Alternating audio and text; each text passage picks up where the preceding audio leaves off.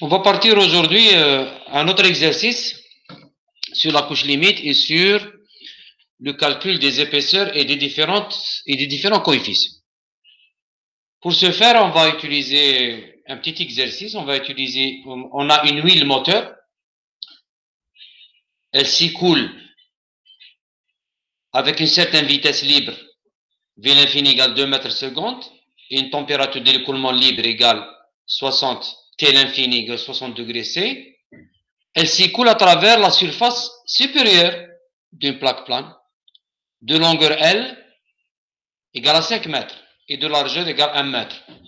Et dans la température à la surface, c'est-à-dire la température de la surface de la plaque, elle est à une température T surface égale 20 degrés C. On demande de calculer les différentes épaisseurs, delta étoile, θ, ainsi que les coefficients de frottement locaux, coefficient de traînée de frottement, appelé aussi coefficient de frottement moyen, et à la fin, la force de traînée D qui s'applique sur la face supérieure de cette plaque. Première étape dans tout calcul de couche limite, c'est de vérifier le régime. Est-ce que vous avez une couche limite laminaire ou bien turbulente? Car on sait que les épaisseurs et les coefficients dépendent du nombre de Reynolds. Donc, on va calculer le nombre de Reynolds. Le nombre de Reynolds égale V fois L sur nu.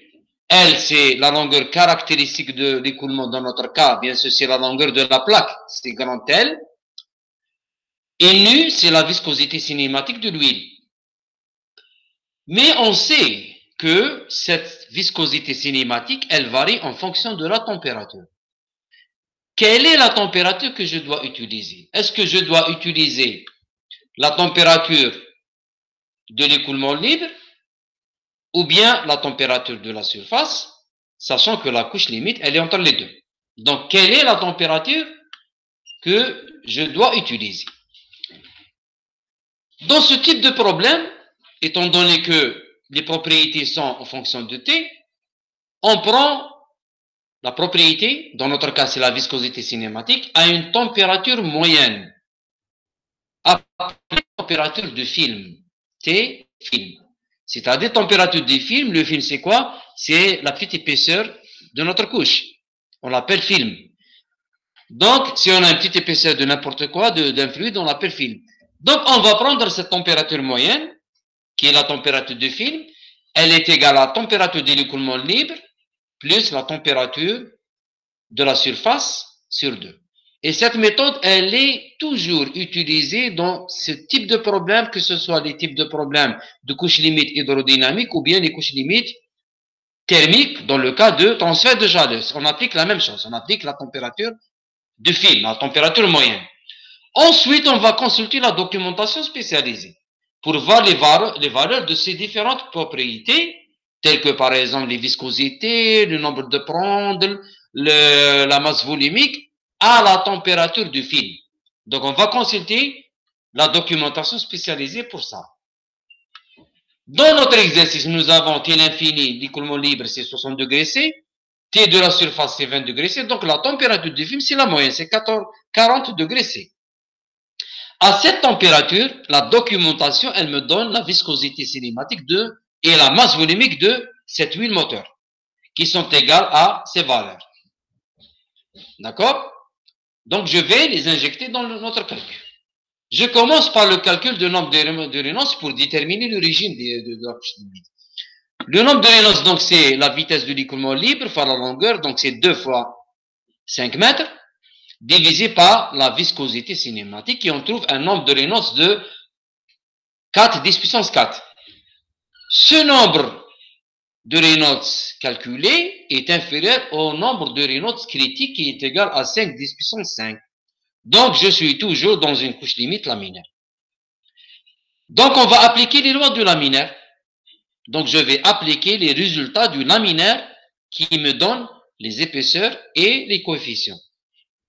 Si on trouve un nombre de Reynolds supérieur à cette valeur, on va appliquer les lois de turbulent. Dans mon cas, je vais appliquer les lois du laminaire. Premièrement, pour le calcul des épaisseurs, Donc, je suis dans le cas d'une couche limite laminaire sur une plaque plane. Les résultats sont donnés dans la littérature et dans les cours. L'épaisseur delta, elle est donnée par 5x sur Reynolds, racine de Reynolds x.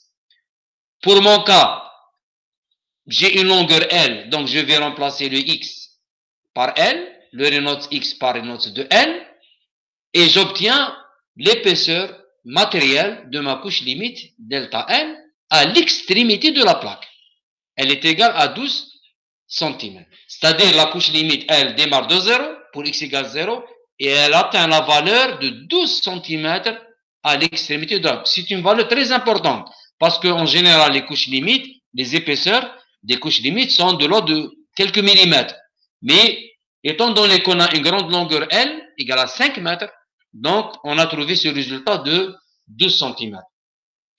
L'épaisseur delta étoile, maintenant, c'est, dans le cas laminaire, elle est donnée par le 1 tiers de delta.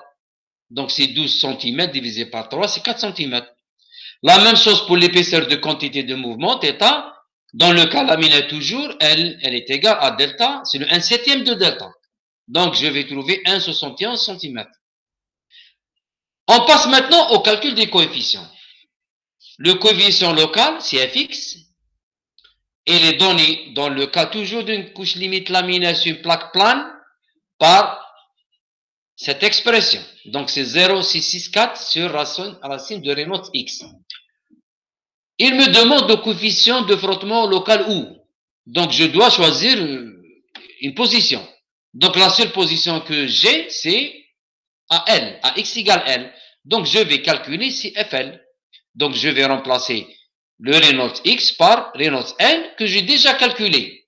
Il est égal à 4 10 puissance 4.